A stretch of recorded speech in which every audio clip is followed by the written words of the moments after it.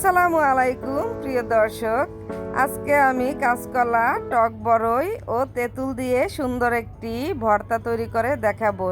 সেটি আপনাদের মাঝে শেয়ার করব। এই ভর্তাটা কম বেশি সবারই খুবই পছন্দ।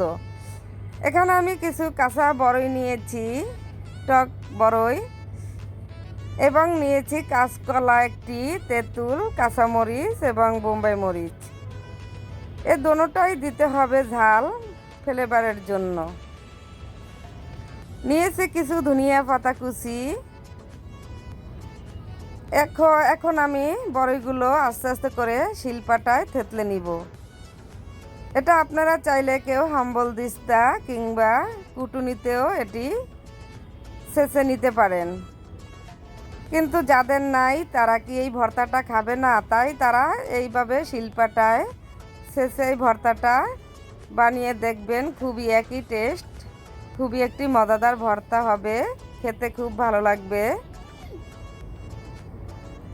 এটা কিন্তু পুরো ছেঁচা যাবে না, কিছু আস্ত আস্ত রাখতে হবে।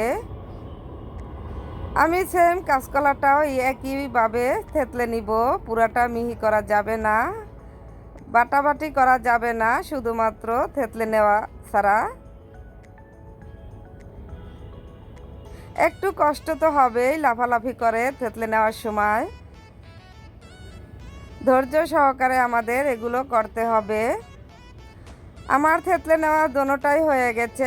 এখানে আমি আমার পরিমাণ মতো কাসুন্দি নিয়েছি, সরিষার তেল 2 টেবিল চামচ এবং স্বাদ মতো লবণ।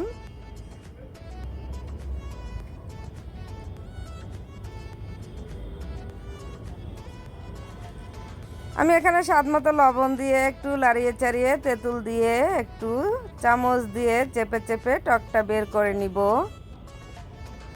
তেঁতুলটা কেউ থেতলে নিতে যাবেন না, তাইলে দেখা যায় বিচির কষটা বের হয়ে খেতে ভালো লাগবে না। তাই চামচ দিয়ে এটাকে চেপে চেপে বের করতে হবে। আমি এখানে কাঁচামরিচ এবং বোম্বাই মরিচ দুটোটাই থেতলে নিয়েছি। এখন আমি এটা মিশিয়ে দিচ্ছি তেঁতুলের সাথে। চামচ দিয়ে এভাবে একটু চেপে চেপে টকটা বের করে নিলেই হবে।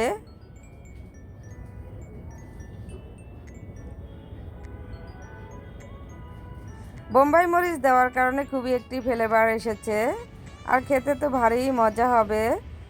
এখানে আমি 2 টেবিল চামচ চিনি নিয়েছি। আপনাদের ভালো বেশি লাগলে কম বেশি বাড়িয়ে নিতে পারেন।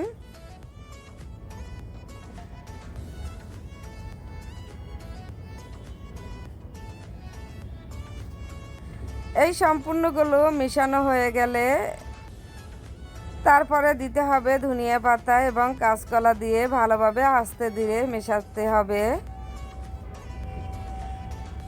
এটাই হয়েছে মশলার আসল মজাদার একটি বড়ই মাখানো স্পেশাল মশলা।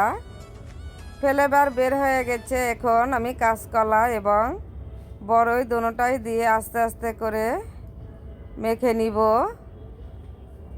এটা ধৈর্য সহকারে একটু মেশাতে হবে, কারণ পুরোটাই যাতে ভালোভাবে ভর্তাটা মাখানো হয়।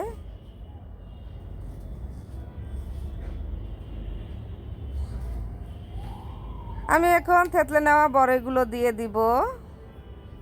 এই ভর্তাটাই কিন্তু একটু ঝালই হয় বেশি, আর ঝাল না হইলে কিন্তু এই ভর্তাটা ভালো লাগবে না, এটা খেতে ভালো লাগবে না। একটু ঝাল দেওয়ার চেষ্টা করবেন। দেখেন আমার ভর্তাটা হয়ে গেছে, খেতে ভারী মজা হয়েছে। সবাই বসে আছে খাবে, তাই আমার ভর্তাটা রেডি হয়ে গেছে। এখন আমি সবাইকে এটা পরিবেশন করে দিব খাবার জন্য। আবার দেখা হচ্ছে নতুন কোনো ভিডিওতে। আপনারা সবাই ভালো থাকবেন। আল্লাহ হাফেজ।